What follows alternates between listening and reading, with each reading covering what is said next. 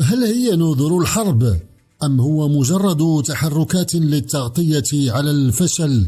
فقد عقد النظام الجزائري أول اجتماع رسمي ما يمكن اعتباره مجلس حرب، وذلك منذ التدهور الكبير الذي شاب العلاقات المغربية الجزائرية بعد تولي الرئيس الحالي عبد المجيد تبون مهامه، وبصفة أكبر بعد تعيين العجوز شنقريحة رئيسا لأركان الجيش الجزائري. الاجتماع حضره جميع كبار قادة الجيش في البلاد.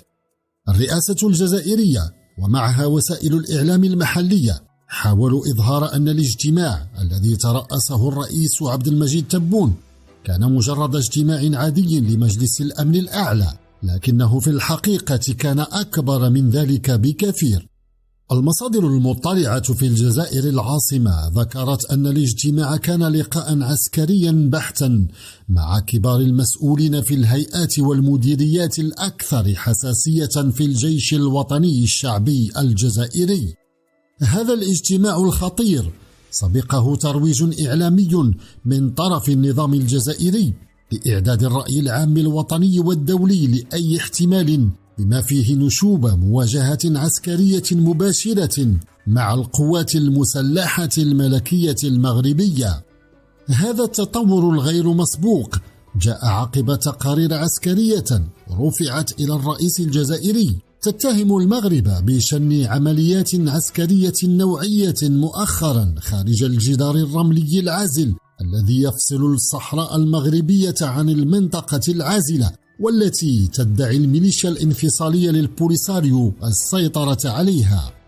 الجيش الجزائري يزعم أن المغرب قد ضعف بشكل خطير عمليات التدخل في المناطق التي قيل إن البوليساريو قد حررتها، وأن هذه التدخلات المسلحة تقترب بشكل خطير من الحدود الجزائرية.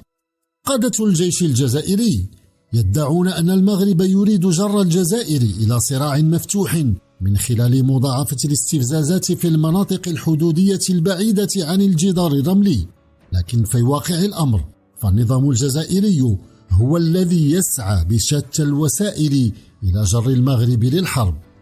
الجيش الجزائري يشعر بالقلق من احتمال نشر قوات شبه عسكرية إسرائيلية على الحدود المغربية الجزائرية، كما يزعم نظام الجنرالات أيضا أن المغرب يهدد الأمن الجزائري عبر إقامة قواعد لوجستيكية إسرائيلية على أراضيه لتهديد أهداف عسكرية جزائرية بشكل مباشر.